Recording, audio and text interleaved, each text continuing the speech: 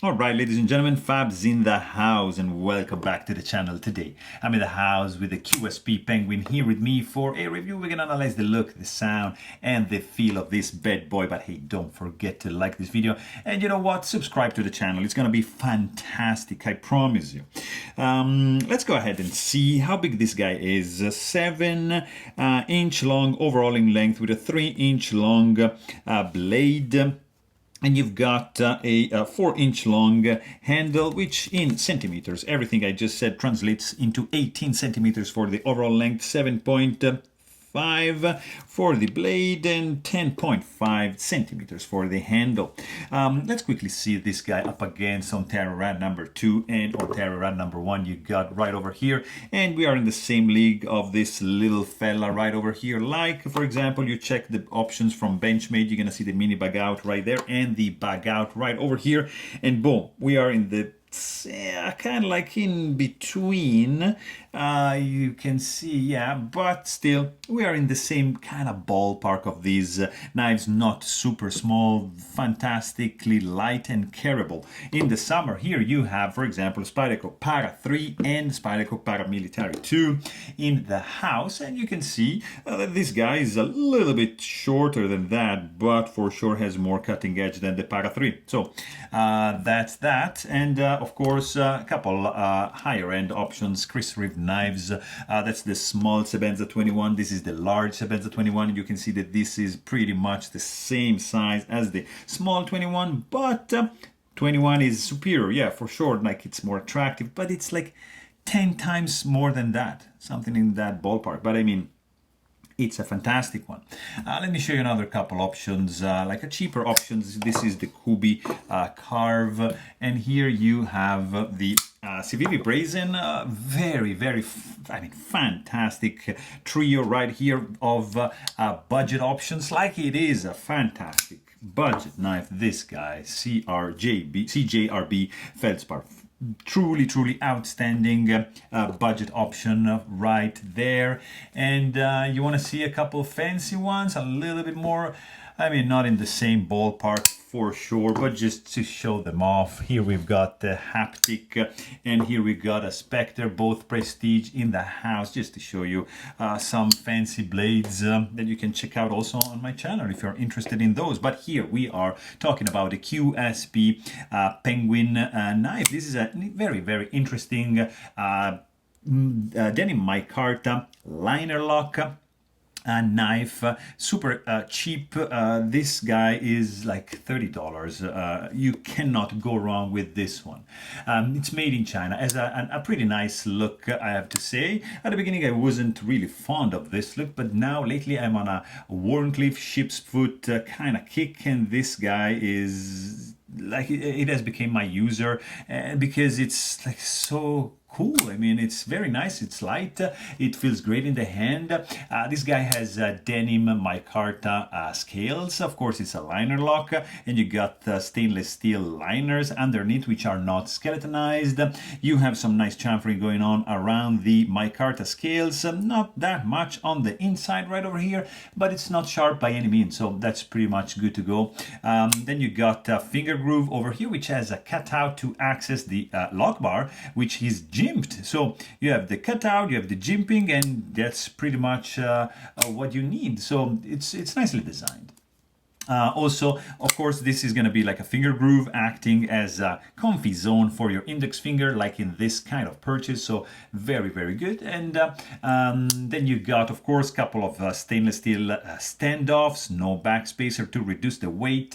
Here is your lanyard hole, just drilled through the scales and the liner, and it's going to go on the other side as well, like that, as you can see. You see, like, for example, the blade is not like 100% centered. You see from this angle, it's a little bit favoring, you see, this side over here, but it's not a big deal. I mean, it's acceptable on a knife of this caliber, I think. And then you've got, of course, the tip safety. It's there. You can't really touch the tip of the blade, so nothing is going to be in a dangerous position. When this knife is closed, there's also like a very interesting look. I honestly prefer when the blade is like flush completely.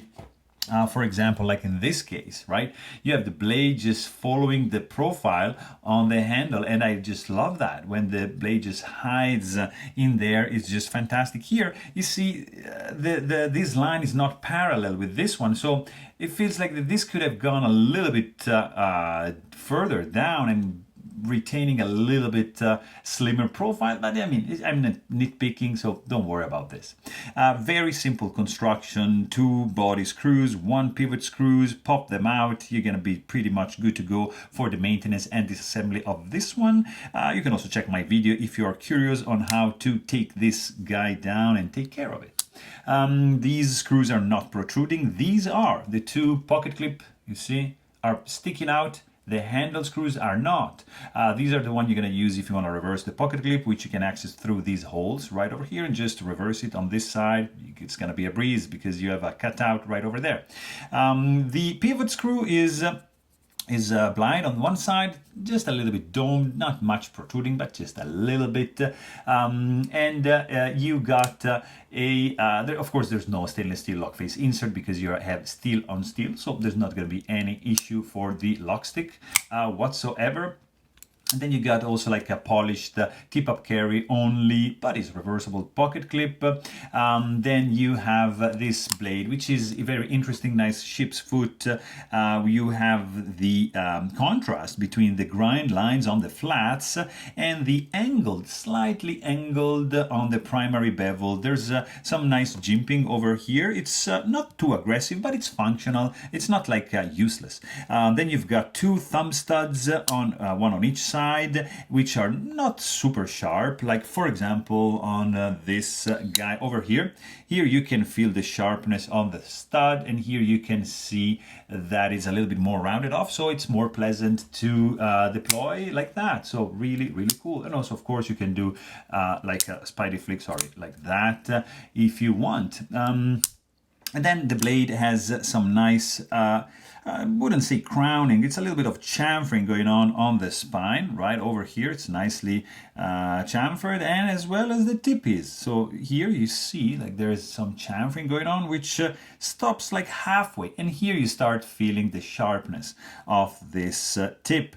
And then straight edge up to the sharpening choil, which is nicely done. You see, it's not really a finger choil. This is not a flipper, so there's no flipper tab sticking out. This guy is just protruding a little bit from the handle outline, but it's not a big deal. You've got a flat grind with this nice and satin finish, QSP logo on this side and D2 steel logo on the other side. So not much billboarding going on. It's not that cluttered. And then you've got the sound that is very interesting. It's subdued, not too loud when you close it. It's very pleasant. It's minimal. It's not clunky. It's not soft. I mean, it's kind of soft, but yeah, not very rich. I mean, and not percussive. It's kind of quiet. So it's not like a really recognizable sound, at least for me. But it's not obnoxious. It's pleasant. It's a subtle sound, not too loud, and you're not gonna be scaring or intimidating anyone when deploying this little fella right over here. Let's check the weight, because this is a very interesting carry for the summer. Like if you have shorts, you can just toss it. It's carrying really lightly, because the weight is gonna be 3.24 ounces in your pocket. So you're gonna appreciate the weight of this guy. Also, you're going to appreciate how this guy is going to handle, because there's not really any hot spots in the handle, and it feels good. No sharp edges that I can feel. You know, it's pretty good. Reverse grip, yeah, might work. You got a little bit of finger guard going on over here, but for me, like, the handle is just a little bit too small. I'm just missing a little chunk because I have big hands, but nonetheless, you know, reverse grip, it's gonna work. This knife feels solid. You have a little bit of flex, of course, because you have thin liners and standoffs on a micarta set of scales, so it's not like super rigid, but it feels quite solid. Especially, guys, remember, this is $30, so I mean, we can't really complain that much, but still we want to achieve perfection, and that's why we're saying that this is just flexing a little bit, so that's fine. Fit and finish also, it's pretty good. I mean, I'm not a fan of this hole because it can collect some dirt, some lint, I don't know, but it's not an issue. I mean, that's a design choice. These scales are pretty flush with the liners. What I'm not really a fan of is that, the stop pin is a little bit meeting the tangle ring a little bit too early, so I would have just, cut out a little bit more on this, like right there, in this area right there, so that the blade would sit more flush, or at least more parallel with that, but that's not an issue. Again, it's a design choice. You don't see any gaps, no misalignments, there's no rattling. I mean, it's pretty well done. The clip stiffness is well controlled, it's well balanced, it's gonna keep the knife glued to your pocket, so that's a very cool thing that they designed. Nice and polished, reversible, tip-up carry only, but still it's good. There's no lock stick, there's no blade plate, no finger soreness. I mean, this guy is feeling solid for the price. This is a success. I mean, of course, it's running on washers. You have like this action over here, no drop shot. You need just to wiggle a little bit, but you see, like, you have a free fall kind of thing. And then I'm sure, like, you polish the washers or you just flick it 1,000 times, and this guy is gonna become like absolutely drop shot, I'm sure, because it's already borderline drop shot. You need just a very gentle wiggle to get the blade closed, and that's why it's so pretty cool, and it's smooth. It feels really, really smooth. It's a pleasure. It also has some fidgety factor. I wish this maybe the thumb stud would have been designed a little bit differently, but I mean, again, we can't really complain about this one. It works. Also, the detent is very nicely dialed in. You can't really shake this guy open, and that's a very cool thing. And I mean, overall, it's a pretty fantastic one, because I mean, the price, you can't really go wrong. The design, maybe it's not for everyone, but I kind of learned to love it because I'm digging this kind of blade shape lately. Micarta, yeah, I'm not a fan of micarta, but again, it's a pretty cool one. You have other options. You can go with this one, so if micarta is not your thing, yeah, you just choose another material. You're gonna be a happy camper because this feels really good. It's super cheap, you can't really go wrong. It's a fantastic action. It's not perfect, but still, it's a very, very cool one. So there you have it. Hope you guys enjoyed this video. Thanks for watching, and stay tuned.